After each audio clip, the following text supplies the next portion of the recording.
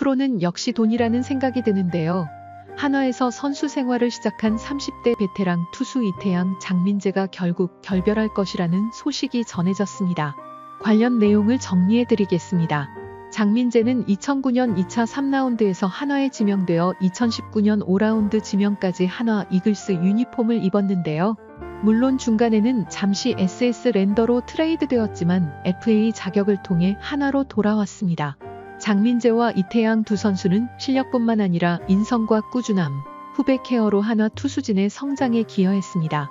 그러나 최근의 기사에 따르면 장민재는 한화의 3년 9억 원의 FA 제안을 받아들이지 않고 다른 옵션을 고려 중이라고 밝혔습니다. 이에 따라 선발이나 불펜에서 활약할 수 있는 장민재에게 여러 팀이 관심을 나타내고 있는 상황입니다. 장민재는 현재 보상 선수 없는 등급으로 이적이 가능하며 한화 구단은 장민재에게 제안을 했지만 큰 흥미를 끌지 않는 것으로 보입니다.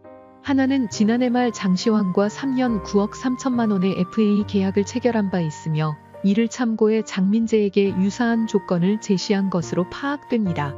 그러나 장민재는 올 시즌 부진한 성적을 보이며 2군에서 머물렀고 이에 따라 한화에서의 무게감이 줄어들었습니다.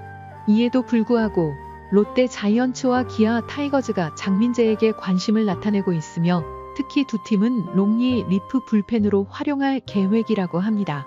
장민재는 광주 출신으로 기아에서의 조건이 좋다면 이적 가능성도 열려있지만 아직 결정은 내리지 않았습니다. 장민재는 한화의 제안을 고려하고 다른 팀의 제안을 먼저 들어보려는 입장입니다.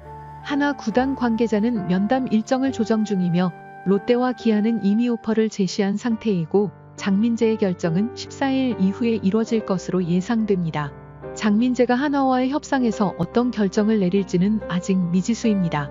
33세의 베테랑 투수로서 시즌 동안 성적이 조금 부진한 편이었기 때문에 다른 팀으로부터의 오퍼를 받을 가능성은 낮아 보입니다. 그러나 정확한 결론은 14일 이후에 협상 테이블에서 밝혀질 것으로 보입니다. 장민재가 한화를 떠나게 된다면 그는 롯데 자이언츠나 기아 타이거즈로 이적할 가능성이 큽니다. 두 팀은 장민재를 선발보다는 롱리 리프 불펜으로 활용할 계획이며 현재는 기아 쪽에서 많은 논의가 이루어지고 있다고 합니다. 장민재는 광주 출신이며 고향팀인 기아에서 좋은 조건을 내민다면 이적할 수 있는 가능성도 열려 있습니다. 그러나 아직까지 장민재의 결정은 확정되지 않았으며 손혁단장은 장민재와의 면담을 위한 일정을 조율 중이라고 전했습니다.